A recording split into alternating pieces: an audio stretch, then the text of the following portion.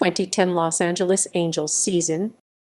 The Los Angeles Angels of Anaheim 2010 season is the franchise's 50th season and 45th in Anaheim. The Angels began this season as the three-time defending American League West Division champions. During the 2010 season, the Angels hosted MLB All-Star Game at Angel Stadium for the third time in franchise history.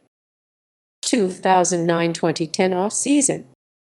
The Los Angeles Angels of Anaheim had to address four vital free agencies going into the offseason, with right fielder Bobby Abreu, ace John Lackey, leadoff third baseman Chone Figgins, and aging slugger Vladimir Guerrero all entering free agency. The offseason challenge for the Angels was one of the toughest in baseball, with ESPN saying one of the top 10 offseason questions was, will the Angels be able to keep their team together? Going into the postseason, Angels trimmed roughly $51 million off their payroll, with many of the team's highly paid stars becoming free agents: Vladimir Guerrero, Kelvin Escobar, John.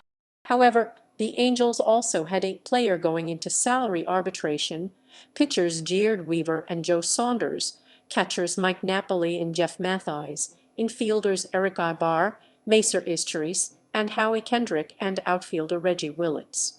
On November 5, 2009, the first day eligible players could file for free agency, the Angels signed Bobby Abreu to a 2-year deal with a club option for 2012.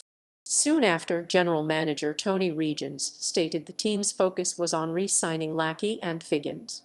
A few days later, owner Art Morneau added he wanted to retain both Lackey and Figgins, but with limited payroll options, would have to choose just one of the two stars. If you look at what they are asking, you can't bring both of them back, Morneau said. Negotiations with Guerrero also stalled, as Morneau added, we've talked to his agent just recently. We talked to his agent 2 years ago. We could never get close enough. It's very emotional for us.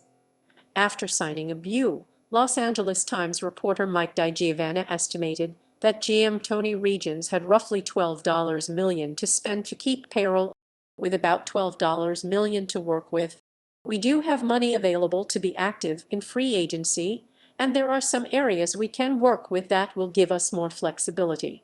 We feel we can take on some payroll, but we're going to have to be creative. The Angels offered arbitration to both Lackey and Figgins on December 2, but not to 39-year-old Darren Oliver, who had just come off a surprisingly good season. This move assured the Angels of receiving first-round draft picks should Lackey or Figgins decided to sign elsewhere. On December 8, Figgins finalized a deal with division rival the Seattle Mariners. Sports Illustrated's Cliff Corcoran said the Mariners might have actually done the Angels a favor by providing an opening for prospect Brandon. The Los Angeles Times reported that the Angels' reluctance to add a fourth year to their offer was a huge factor in the infielder's decision to sign with Seattle. Because of Figgins' status as a type of free agent, the Angels received a compensatory draft pick from the Mariners. The Angels appeared to shift their primary focus on re-signing Lackey or trade for starting pitcher, with many rumors swirling around Toronto Blue Jays ace Roy Halladay. While the Angels were considered a front-runner to sign power-hitting left fielder Jason Bay, manager Mike Scioscia, I don't think you can ever have too much pitching, Scioscia said. So if you are going to make a financial commitment, certainly the pitching end of it is something you're going to consider. While Lackey's free agency lingered, the Angels were rumored to have offered Toronto left-handed starter Joe Saunders, shortstop Eric Ibar, and outfield prospect Peter Burgos in exchange for Toronto ace Roy Halladay.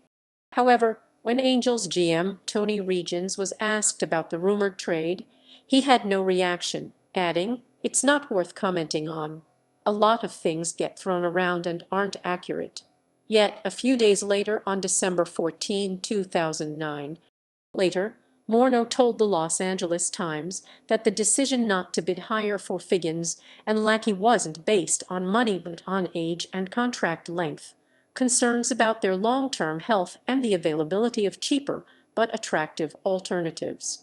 On the same day, however, sources indicated that the Angels had signed Japanese slugger Heike Matsui to a $6.05 million one-year contract.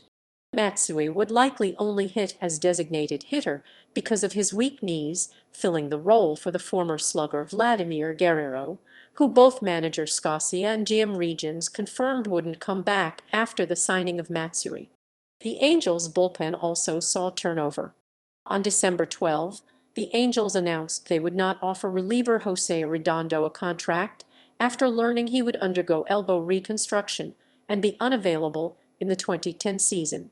Soon after, on December 22, veteran reliever Darren Oliver signed with division rival Texas Rangers. The Angels signed closer Fernando Rodney as a possible setup man or as an alternative closer for the Brian Fewens.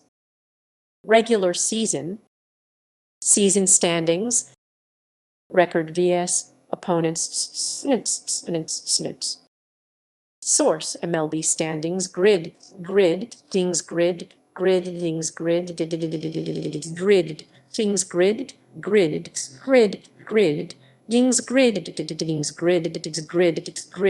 grid. Game log. Regular season schedule calendar style. Regular season schedule sortable text. Record vs. opponents. Source: MLB standings grid dings grid dings grid dings grid dings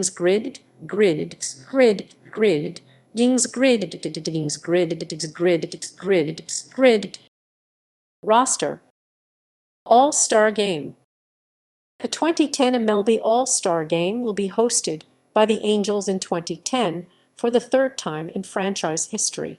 The Angels and the city of Anaheim previously hosted the All-Star Game in 1967 and 1989, both in different stadium configurations. The 2010 All-Star Game will feature a different stadium configuration than the previous two as well. The game will be an exhibition between the All-Stars of the American League managed by Joe Girardi of the 2009 World Series champion New York Yankees and the National League managed by Charlie Manuel of the 2009. The winner of the 2010 All-Star Game will determine which league receives home field advantage for the 2010 World Series. Farm system.